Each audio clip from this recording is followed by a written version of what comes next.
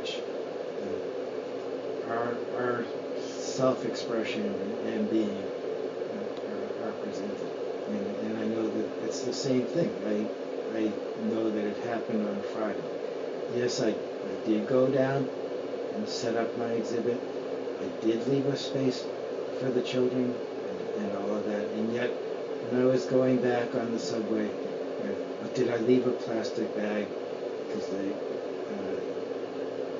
I just put the frames were wrapped in plastic. Mm-hmm. I put it, a child take it and put it over his head, and then, but this time it stopped. And I realized, I was still feeling threatened by these little kids. And I mean, this is my space. And I realized that it was more accurate when I spoke to the young woman and just said, I understood what it was like at Friday, because I did put they weren't photographs, they were temporary paintings that I made in kindergarten. And my mother was always very proud of. She'd come and look at them, and it was a big deal for me to put them up on the wall. And maybe I was, denoting this is my space, but it's a form of self-expression. I know that is the same thing. But at least I left the space for the kids to do it too. I hope I wasn't being false about it. I actually didn't feel I was. I sort of felt that would be the best way to do it. And I know the response of it. The librarian came in and said, "This is really beautiful." There was no. I realized that, and I know that the feelings get stirred up. It's like, is this my place, your place, competition, things like this, and they're hard feelings to deal with, to be honest with you. I have to tell you, because in the end, it doesn't make a lot of sense. Okay? I know that. What doesn't make a lot of sense?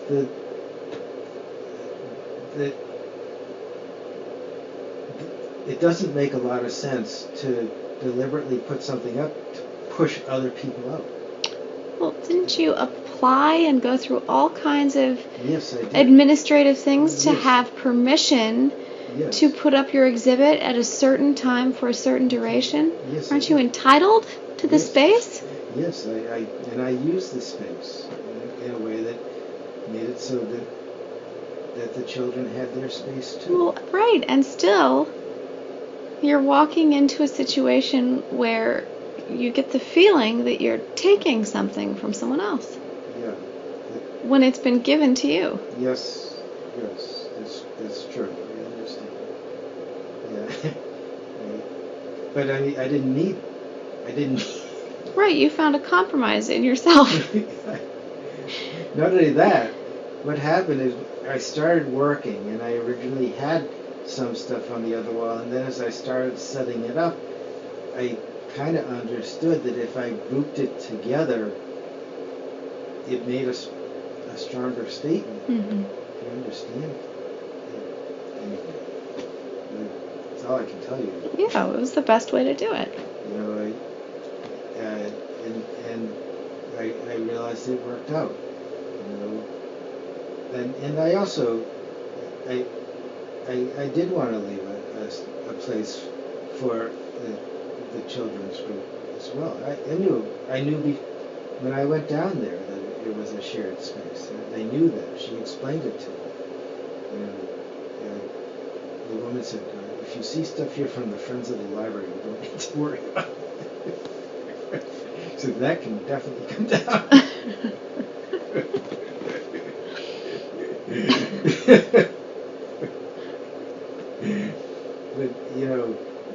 But but the other thing, it was similar to what I had about the Rose Garden too. Like when I had first got, there was stuff left over from months and months ago that was just left on the wall. Some of Jackie Anderson's stuff, and I would have to say that she wasn't careful, neither about her presentation, or I could see that she just tried to save money, and I know, in fact, like she was on vacation in early July, and I asked her, did you do any photography? No, not much, and I just, it it takes work and discipline, right? Yeah. The the thing that like part of it has come up because I know, like, one is okay, like, and this I like I told Anna Burns, like, I didn't feel comfortable walking in Roxbury, and she understood that, and but part of me felt bad about it, and I didn't say what I know is, and when I looked at the maps and I looked at where some of these places that are being created in the city of, and then I saw, well, Quincy is just across the Neponset River. There's a lot of fear. I mean, the people who are living there, they don't want Quincy to be like Roxbury, and I can understand those kind of fears. I didn't talk with her about that or anything else. It is frightening. It's totally frightening. It's very frightening to see what I know that it's better than when in the 70s. I know that full well. It used to be that the line was Huntington Avenue, and you walked up and you were in Mission Hill. You did not want to go there. Okay? They tore it down. It was like a war zone.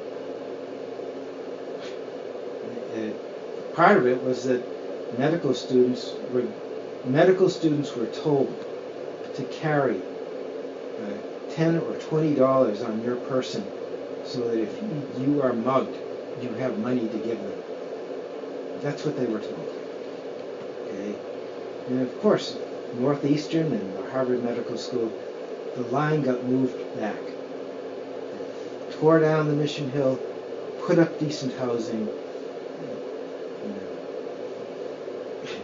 It's a different neighborhood. Okay? And now the line is further back to Blue Hill Avenue. The conditions are, you don't want to go down Geneva and Humboldt. Everybody knows that. It's really not safe. To know that, I mean, part of me feels like, I just, what my feelings were, no, I'm not going to be a tourist and just go and photograph the places that they're trying to set up. I can understand what they're trying to do. There's no green spaces in those cities, in that part of town. Nothing. Except for vacant lots. I can tell you what happened when I was, I know full well. And this was it was the first year that I was working in the Department of Correction. There I was working in Congress with the wreckage of this. Okay? And so our group would have meetings on a monthly basis. So, like, one is, okay, I graduated, right, in 81. I would be standing out on pink slips were coming out in all this in Boston, in the school system. They were laying teachers off. Okay. This is what was happening. when I went into the Department of Correction, I wasn't the only one. Leslie Leith was a refugee from the Department of Education. And she was heading the Ed Division. And a lot of the teachers who were coming in were similarly, they had been laid off in the public school system and took these jobs to tide them through until things opened up again. In the autumn, we had a meeting, and it was held at the Hubert Humphrey Education Center next to Roxbury Community College. It was just built. So I got up from Brigham Circle and walked up Tremont Street, which at that time, there was vacant lots. You get up over the hill, you come down the hill. There's nothing. Except for this building. This building, the Hubert H. Humphrey Education Center, right in the middle of nowhere. New. And we walk in. And so we're sitting there with our meeting, and like John is, he was so politically connected. It was unbelievable. It's like, it was just, and one of my colleagues, she's like, what? People were being laid off left and right, and you went and built this?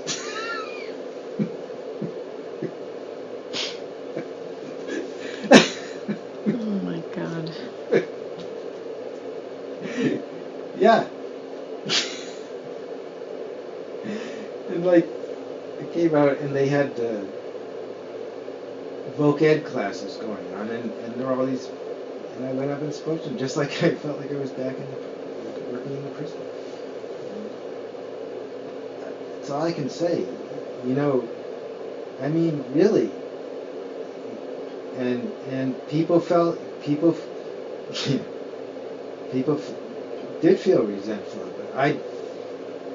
I wasn't going to go to work in this public school system, but that's what happened. And when things opened up again, those people left and went back. That is what happened. And as did Leslie Leith, as did John Cawthon. And then the Ed Division reverted back to the old guard. It was something. But that scene especially, when I was reading the descriptions of when she described the vacant lots that the people converted to a garden, and she said the roses themselves became like a sign. You didn't need to put up Cooper's Place. Different things become a marker for what a place is. The trellis, the roses, the gate, the space. But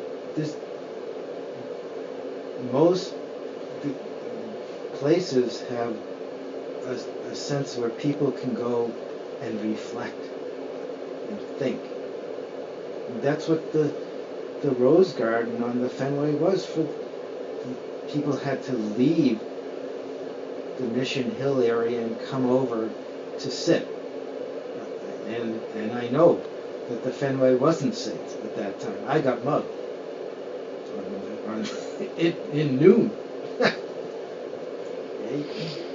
That did happen to me.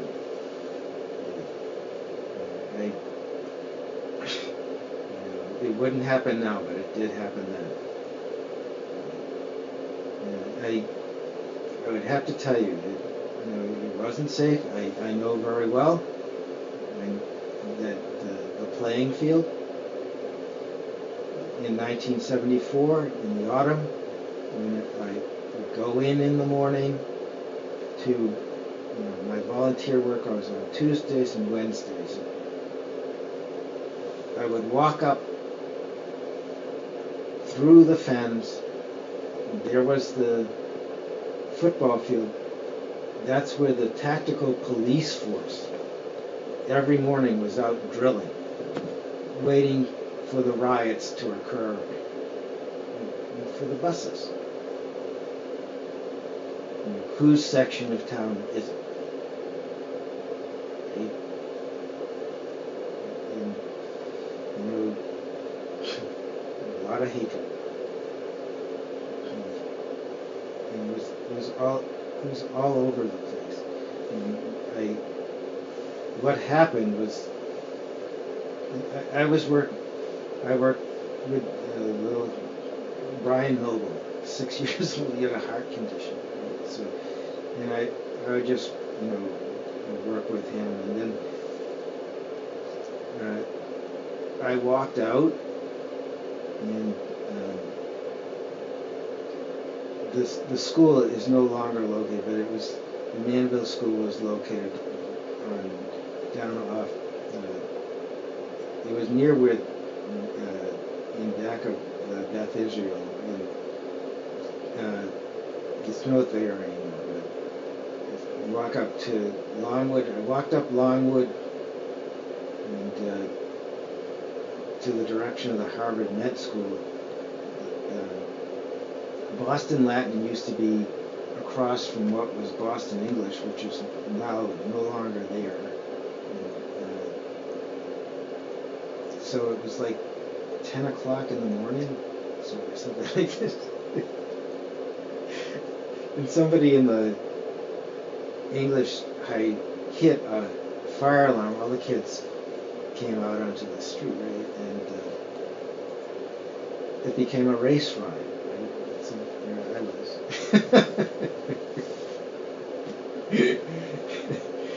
In the middle of this. And so, like, there were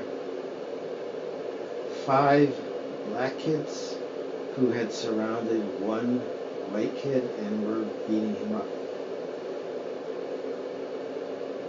And I had a book pack, and I took it like a shield. And I stood between the 5 kids and told them to knock it off. I was really crazy, right? So, but I survived. So, like, so one kid punched me, but not really hard. And then I lost the pack. Fortunately, I didn't have my journal. I did have a book about Gandhi in it, which I hope they read, because I lost. They took it? Yeah, they took it. So, and there was an open door to what was then Mass Art. It's now. It was then Boston State. It's now Mass Art. That's right. And it was a door to the cafeteria. It happened to be open. So I told the kid who was getting beaten, I said, "See the door? You run to that, right? And go." And he did, and then I went, and we both got in and closed the door. So, and a police officer came, and he had a nightstick, and he was really angry. But I have to say, so was I. How old were these kids? High school. Almost not kids. Yeah, that's right. The same issues come up. Now you're taking people on in a safer way, though. Writing letters to the editor, not throwing yourself in the middle of a brawl. That's true. And it's a different thing, just caring for public space. But the same issue comes up about, like, photographing the rose garden on the Fenway. This is green space for black people. You know that. That's why it's in deplorable condition, right? Do you think if that served the white community that it would be left like that? I don't think so. Okay. In fact, on Tuesday when I walked out, I went to look at the trees around it that they're going to be, and there was a needle at the base of one of the trees. So now it's a green space for addicts. Yes, yes, it is.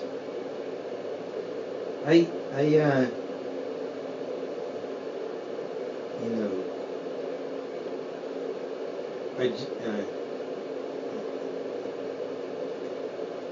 if they spend $175,000 and then don't do anything about that soil, she just said, I hope they buy some Miracle-Gro.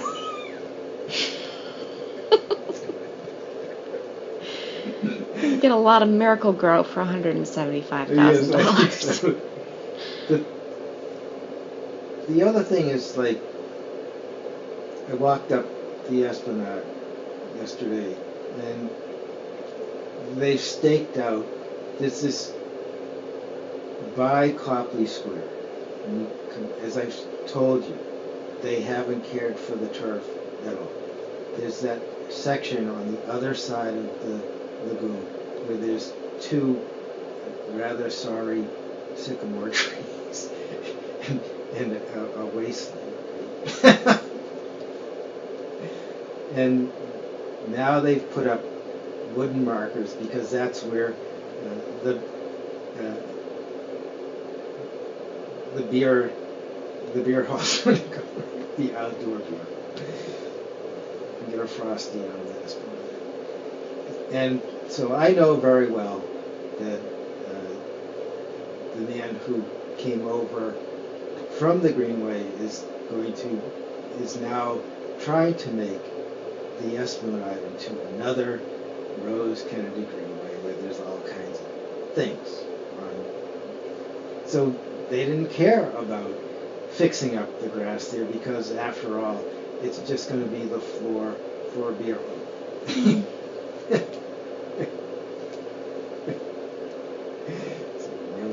And what other plans they have, I don't know. But I know very well. I walked down the Rose Kennedy Greenway. I know what that has become. It's not a green space. It's a pop-up shops, and it's a I don't even know what you would call it, to be honest with you. You know, it's like a medieval fair, right? I know what. I guess the only thing, it would be what Haymarket Square used to be when my grandmother would go down, where the farmers would come in and sell their vegetables. That's what Haymarket Square was. Well, they do still do that, but just on Fridays and Saturdays.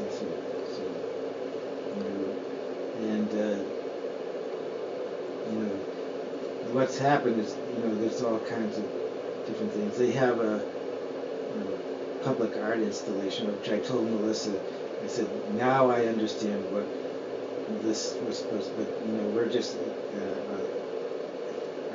the one that they put up on the upper, it's like a wannabe, a wannabe art.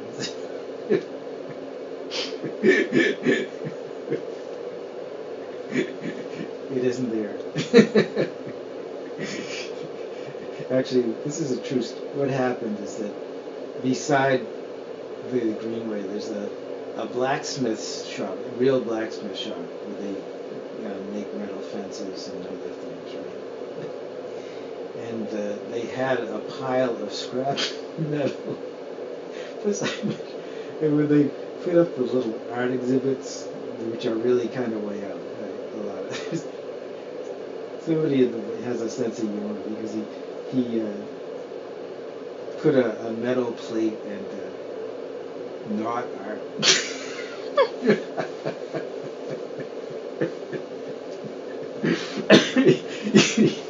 You might have let me put this was real scrap.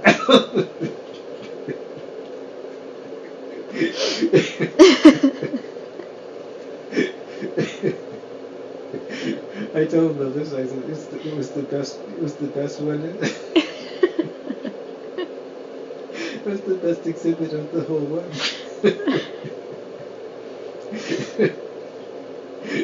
So,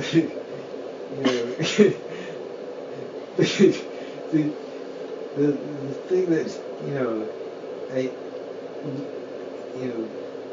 the the thing is that I'm not immune to feelings of territoriality and it's like this. The thing is that a lot of these feelings, once I have them and I know that and that's why all this stuff that happens becomes so fascinating because it's an expression of male dominance and all the other stuff, but you don't want to get sucked in. That's all I can say. You don't want to get this other ways, and that's all I can say. And I think about that. Like, I'll be meeting, with Liz Stetson, and she will have, the photographs of the barns, and I will have the initial photographs showing the progression in the Victory Gardens, and hopefully also some of the Fenway itself. It becomes the idea of the exhibit becomes a shared space. Now, I also know that she has a partner, meaning probably that I never have asked her, and I don't really care unless she wants. I believe that it's she's lives with another woman. But it's like that's her own personal business, right? I thought it's the same thing about when it's no big deal about having color in black and white in the same exhibit.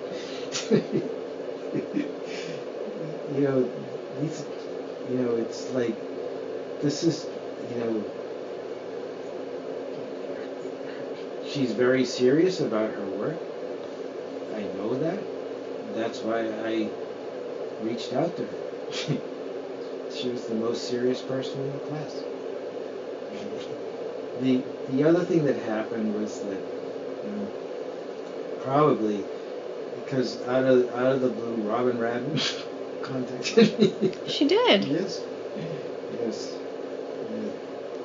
She asked to see the flyer for the exhibit, and then I sent it to her, and she said, "This is really beautiful."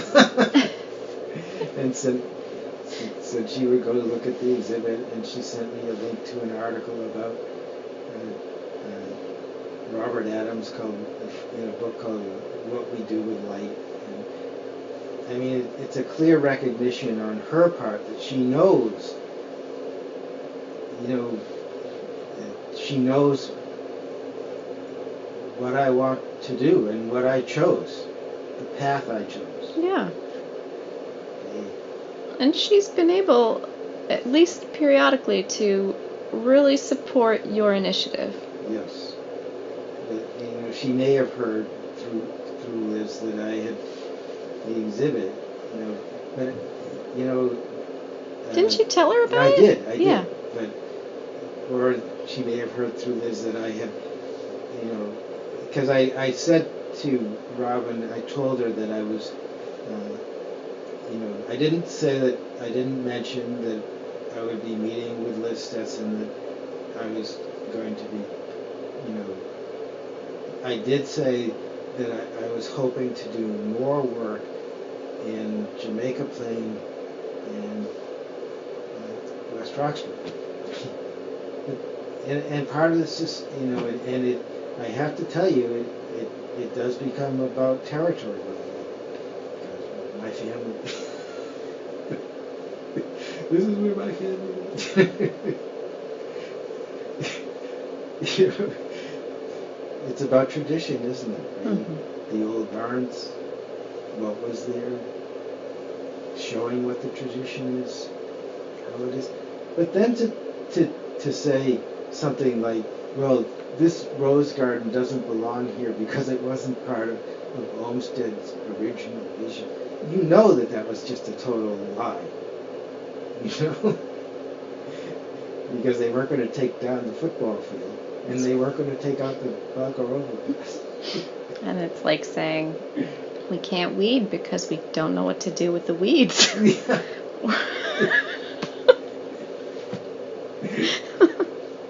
We don't know how to properly dispose of them. It's ridiculous. Yes. I know that part of me just felt like, well, like, yeah, I am going to try to, and in fact I did go back. I did take some photographs of the Fenway Rose Garden. I did try to show what its strengths, which is hard.